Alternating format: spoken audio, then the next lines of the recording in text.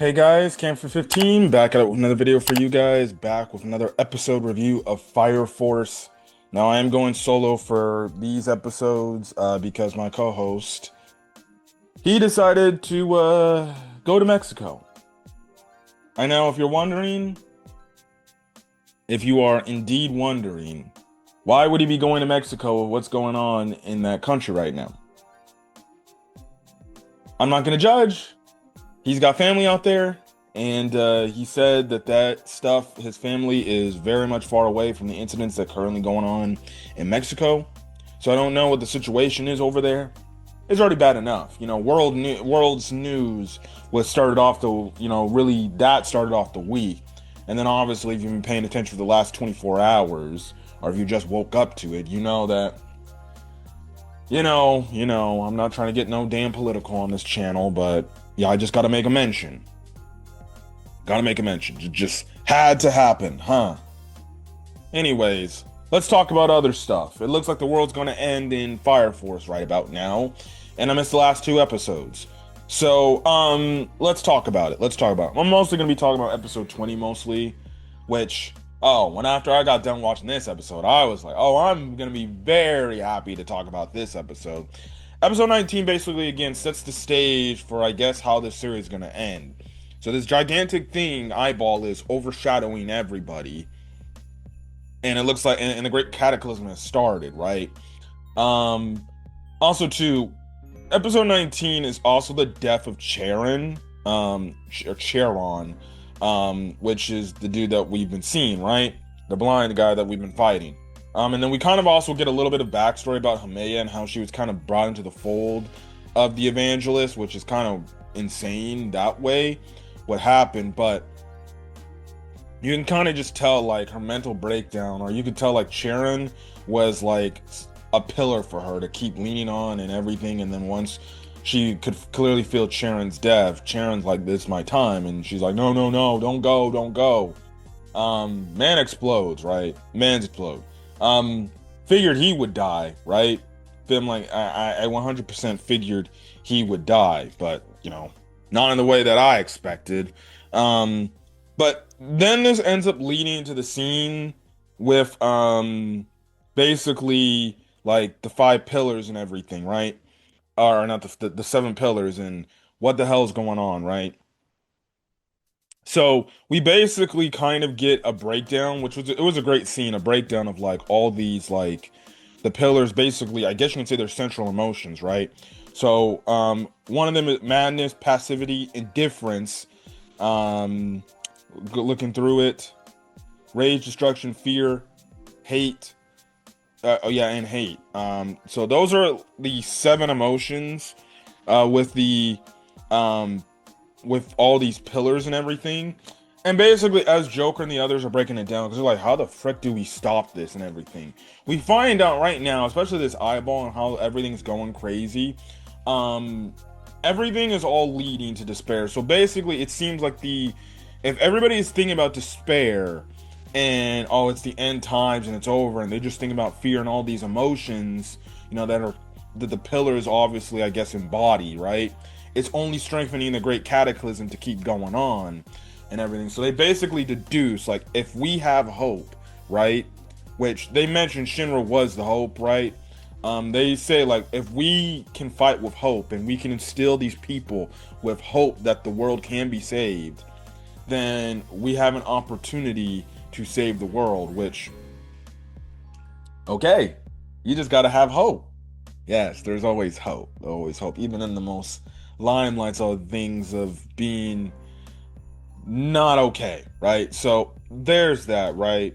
So this then leads into episode 20, which is, I knew from the moment I saw the episode, I knew this episode was gonna be very divisive and very controversial amongst the community, because when has a Tamaki Kotatsu episode not been controversial? Now, okay, look, before I talk about my thoughts about the episode and why I think obviously the anime community overreacts to the upteenth degree when it comes to fucking Tamaki Kotetsu and the ongoing gag that they have her going on in Fire Force. Um, Basically, this episode also shows, and I even showed it a little bit in the last episode, in episode 19, that because of now in this because now of this world now of the Great Cataclysm, now we're actually seeing the actual characters' doppelgangers show up. And they basically embody the person, but they're absolutely thinking. So, for example, in this episode, we actually get the return of Assault. If you remember Assault from season 2, it was that one like funny ass episode. I think it was episode 19 or something, where Tamaki had a moment with this guy, and this guy challenged Tamaki to a duel. But Tamaki's gag is she always, as she's fighting, her clothes fall off and she basically strips down into nothing, right? And the dude couldn't handle it and everything, and he tried to keep coming back every single day to do it, but he just couldn't handle it because he would get all flustered and everything because he's just like, it's so indecent, and he just simps for Tamaki, right? Like any grown person probably would. Anyways, um, this assault is actually different from the assault that we know, because this assault actually does not get affected by Tamaki, because when Tamaki sees this dude, he's like, don't worry guys, I got this. I can beat Assault. I know his weakness. And she starts stripping her clothes off, thinking like, oh, this dude's gonna be affected by my perviness, I guess you can say. Just seeing indecent body stuff, like boobs and, ass, right? And Assault's like, you think that works on me? Now, at first, I'm thinking like, oh shit. He actually trained. He actually got stronger, and he actually overcame this weakness of his. I'm like, okay, this is gonna be a very interesting episode. We later find out there's actually a doppelganger of Assault, because the real Assault ends up showing up to help out, because this doppelganger Assault, he takes out Arrow and he takes out the rest of Company Fire Force 8 with absolute ease, like absolute ease. He just like hits a pressure point, I'm guessing, and knocks these cats out. So that's the thing, right? Now he's like, it seems like now we have the one dude from Company Fire Force 2, the guy who has a crush on Tamaki, the tall one dude who's, who I think may end up with her by the end of the story. He's like, don't worry, Tamaki, I'll protect you. He ends up getting like blasted away, right? And Assault, and this doppelganger Assault is like, or I'm like, look, I'm gonna freaking kill you now, so blah blah blah blah blah blah. You think your indecent acts can get away from me? But then this is when we get the real Assault showing up, right? So the real Assault shows up, and he still is weak to Tamaki's stripping, right? Because he still gets affected. But basically, they work together. And in the meantime, throughout this fight, obviously she's stripping down, and you have it to where you have like this mom with this kid, or this kid that Captain Obi saves. He's like, hey, don't worry, kid, you'll be good, and maybe one day you can be super strong. Like, just have hope that we can get through this, right? And you just have it to where, as during the fight, while Tamaki is clearly stripping down, the people are hating on her for stripping down. And it's mostly led to this mom of the said kid that Captain Obi said, and it's saying like, you think you can fight? You're just indecent. You're a pervert. Saying all these things and stuff like that, saying like, oh, she's a whore and everything. You just use your body to attract men and everything. I'm not gonna let you attract my boy like that. And funny enough, the son's like, Mom, what the heck are you talking about, bro? Like, it's clear she worked her body to get it to where it needs to be. So it's like, I see no problem with it. And I don't get into the whole, I guess you could say, symbolicness in that, or symbolism in that. But because of it, they managed to, Tamaki uses this as inspiration, and that way it actually gives people hope. And crazy enough, the hope that she's given just doing that, it actually gets other people to start stripping, and they're just cheering and they're like, oh, you can do it. And then it's funny because then Captain Obi, Hinawa, and Hinawa, they all get up. Maki gets up, and she's like, what the hell's going on here? And Captain Obi and Hinawa obviously clearly know what's doing, and they're like, oh, don't worry, we gotta encourage Tamaki, and that's gonna help her, push herself and overcome this villain. So eventually, Obi and Hinawa are like, Maki, strip! Which was absolutely hilarious because she's like, huh? What? Also, Hinawa, I did not know he was bulky like that. My man's jacked. Just like we knew Captain Obi was jacked, but Hinawa is jacked too. So Maki, she strips down and she's like, "Go, Tamaki, you're the hope we need right now," and things like that. So Tamaki basically uses that. She powers up and she helps defeat the doppelganger assault. Now the real assault is like, yeah,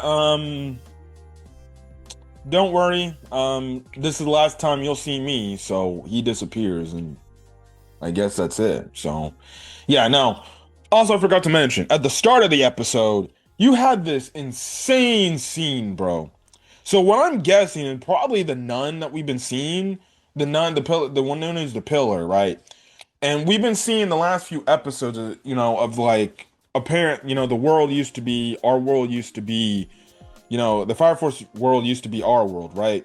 You have this crazy girl who I think is the nun, right? It's talking about how she's seen the world of the past and she's this amount of years old, and the fact about the great cataclysm and things like that, and how she began, or she got ingrained with being in the evangelist to start the great cataclysm, or the first one to at least get, I guess, this era to where it's at now. It was very fucking creepy. It was like something like, as if I was watching something out of like freaking The Exorcist or some other horror franchise. I'm like, huh? I'm like, what the hell? The actress who played, that character, hey, good job to her. She definitely, you could definitely get intimidated. Because I was watching, I turned the episode on, I'm like, we getting live action? And then I'm like, oh, okay. I'm like, essentially, bitch is crazy. And it's crazy because when she did that, she's like, just like, so is this Fire Force or is this Exorcist or Silent Hill, something like series or anime show? Regardless, that shit was wild. Like I said, the show's getting crazy, and it looks like next week what we're getting, especially if you watch the next episode preview on Twitter, right? Or if you've seen it on when the Fire Force account posted it, we're getting Arthur versus Dragon, the one evangelist member that we saw last season 2, or I think we even saw at the start of this season 2, or this part of the season, the second half. But I feel like that's gonna be a crazy high action packed episode and things like that. But yeah, but then I want to also end off on this point about the whole Tamaki and the the thing and the stuff and the symbolism with that mom and the kid. The one part where I was absolutely cracking up watching this episode, and as I'm watching the episode, the more I'm watching the episode, I'm seeing more of the stripping thing and everything. I knew deep down, like, the anime community is going to overreact to this, and they're going to blow up about this, obviously, and they're going to be very much pissed because it's very much well known in the Fire Force community or something like that, or the anime community. When it comes to Fire Force, everything else is good except Tamaki, since the character of Tamaki Kotatsu, because the only thing she does is every time she fights, whether it's a serious fight or not, it always leads to this gag if she always strips down to the point where she's butt ass naked. And people have been so annoyed with that whole gag and everything, even though, yes, honestly, to my recollection, it's like, yes, does it occur in almost every fight she's in?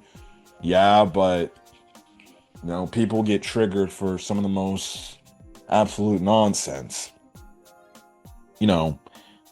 And the symbolism is the fact that, like, that crazy mom that was basically talking shit and basically being so pissed off over Tamaki stripping in this fight she was having, it's basically the author of the series basically using that community, the part of the community that hates Fire Force strictly for the Tamaki stuff. That's basically what that mom was. That's essentially the way the mom was acting in this episode is exactly how the anime community, when it comes to Fire Force, acts about Tamaki Kotetsu. And the little son is clearly the fans of Fire Force that say, like, okay. I'm like, what's the fucking big deal about it? Like, all right, the gag is she fights and she strips. All right. What's the big problem about that? That's essentially what the symbolism is.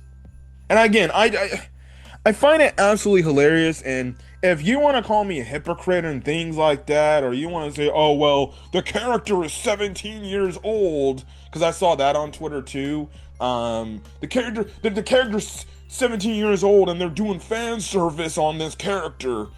When they fail to realize, like, there's various shows that have fan service of quote unquote underage girls, right? That are not over the age of 18. For example, To Love Ru. That's a fan favorite show. People like To Love Ru. That's a show that sexualizes 18-year-old girls or underage girls, where you get clear-cut fan service for that, right? Clear-cut fan service. Frick. Dangers in My Heart, right? I love Dangers in My Heart. Love Dangers in My Heart. It's a great romance show. There's elements in that show where they show fan service. Like, legitimately, I can point out like 4 or 5 moments in that show. There's fan service moments, and they clearly show it, especially when it comes to Ana Yamada, who, mind you, is a middle schooler. Now, they do it through the perspective of Ichikawa, but regardless, you get my point. There was literally a point in Dangers in My Heart where they're making, I think, like cookie dough or some sort of candy dough. It literally spills on top of her accidentally. And I'm not going to say anything, but you can only apply what that cookie dough looked like. It looked like a certain substance, if you do, of course, the intercourse. And it was all over her face, and I think her tongue was out too. And I think she was looking at it. Everybody loves Dangers in My Heart, but my God, no, I didn't see nobody overreact when they basically, the anime, a very heartwarming and down-to-earth show, basically implied, and Ichikawa trying to ease the confusion. Oh, no, it's not what you think. It's not like blah, blah, blah, on her. Again, To Love Ru. I love certain scientific railgun, right? There's fan service scenes in that. Don't act like we haven't seen scenes with Misaka and Shirai in their bras and panties. One Piece. Another famous show. Fan favorite show, mind you. Another show that has fan service. And if you want to point out, oh, please, they don't do that to underage girls. Look at fucking Rebecca. Rebecca is 100% the poster child. You look at the Dressrosa arc, and you see Rebecca, it is a 16-year-old girl in what you would say, a battle outfit of armor, but in the form of a bikini, and very skimpy at best. Where the tatas are hanging out, and the stuff covering her butt area, it's like as thin as this freaking it's as like long and thin as this key card I'm holding. I rarely heard any people bring that whole issue up. I didn't hear many people. There were probably a small minority of people that said, oh, Rebecca, why are they over-sexualizing a freaking 16-year-old girl? Nami is a poster child of fan service in One Piece, bro. Now, yeah, she's age of consent, because I think in the series she's either 19 or 20. But regardless, right? Regardless, pre-time skip, they would always I'm like pre-time skip. The Thriller Bark moment, right? With I think the invisible guy from the Thriller Bark, when she's taking a shower and the dude basically damn near sexually assaults her in the shower. Like, my God. Were people blowing up about that? Were people blowing up when Sanji was in his stealth black suit peeping on Nami, and when he saw the tatas and everything hanging out when Nami's towel fell off, and he's like, oh my God. That was one. I remember reviewing that episode, putting the thumbnail. That video got insane views just off that thumbnail. I just put the thumbnail of Nami and Robin from that episode in the towel, from the bathing part in that episode of the Wano arc. And I got massive views on that channel. Nor did I have anybody in the comment section saying, why did you post that thumbnail? That's absolutely deplorable.